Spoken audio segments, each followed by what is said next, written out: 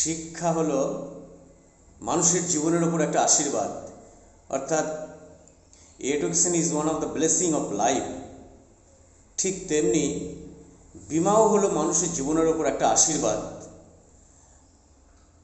Insurance is nothing but the compensation in the loss of valuable life.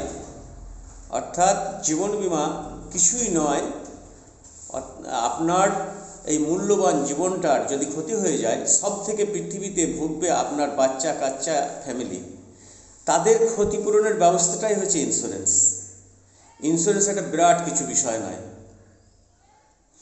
দেখুন, যখন আপনি কোনো অনুষ্ঠানে যান, গান বাজনা খেলাধুলো ইত্যাদি অনুষ্ঠানে যান, সঙ্গে আপনার বাচ্চা থাকে, সেই বাচ্চাটা যদি 10 মিনিট 5 মিনিট বা 1 ঘন্টার জন্য হারিয়ে যায়, আপনার প্রাণটা কত আকুল হয়ে ওঠে, আপনার প্রাণটা কত ব্যাকুল হয়ে ওঠে। কোথায় গেল আমার বাচ্চা, কী করবে, কে নিয়ে যাবে, কী খাবে, কী পড়বে, এরকম একটা চিন্তাভাবনার মধ্যে, আপনার দুশ্চিন্তার মধ্যে, ঘোর কষ্টের মধ্যে সময়টা কাটে।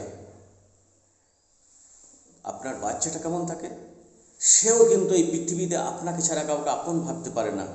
আপনার বাচ্চাও কিন্তু চরম কষ্টের মধ্যে কান্নাকাটি করে আপনাকে খুঁজতে থাকে যে আমার বাবা কোথায় গেল, বাবা ছাড়া আমি থাকতে পারবো না, বাবা ছাড়া আমি বাঁচতে পারবো না।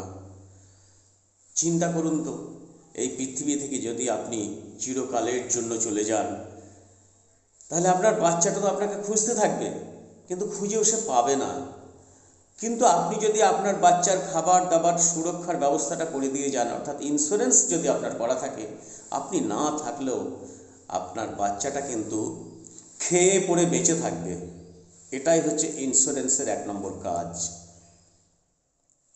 আমরা অনেকেই বলি, যখন ইন্স্যুরেন্সের জন্য কারো কাছে যাওয়া হয়, তখন আমরা বলি যে ঠিক আছে, আমি আমার অমুককে জিজ্ঞাসা করব, তমুককে জিজ্ঞাসা করব।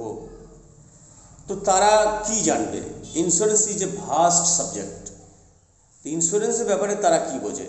যখন আপনার অসুখ করে, তখন কি আপনি ওই মুদিখানার দোকানের কাছে যান যে ভাই আমার অসুখ করেছে, কি করব? আপনি তো ডাক্তারের কাছে যান।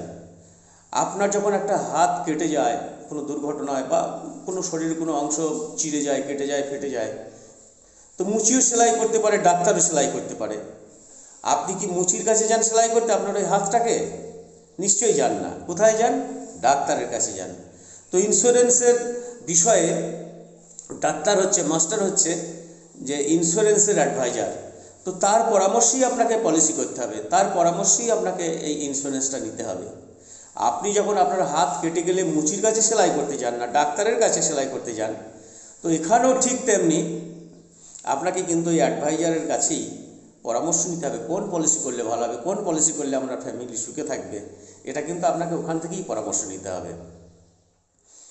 তো ইন্স্যুরেন্স এমন একটা সাবজেক্ট, এমন একটা বিষয়, এমন একটা ক্ষতিপূরণের রাস্তা, পৃথিবীতে কেউ পারে না। 1 টাকা নিয়ে 1000 টাকা দেওয়ার মতো ক্ষমতা পৃথিবীতে আর কেউ নেই, একমাত্র ইন্স্যুরেন্স করে।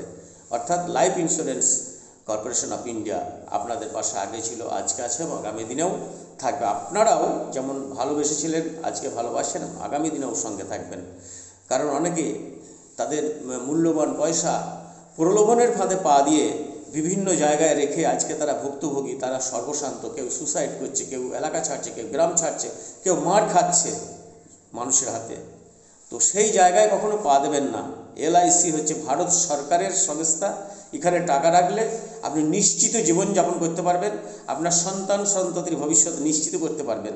তো অবশ্যই এলআইসিতে টাকা রাখবেন, এলআইসিতে ইন্স্যুরেন্স করবেন। কারণ এলআইসি হচ্ছে দেশীয় সংস্থা, এলআইসি হচ্ছে আপনার নিজের সংস্থা, এলআইসি আপনার ভারতীয় সংস্থা, এলআইসি আপনার গর্বের সংস্থা, এলআইসি হচ্ছে পৃথিবীর সর্ববৃহৎ সংস্থা।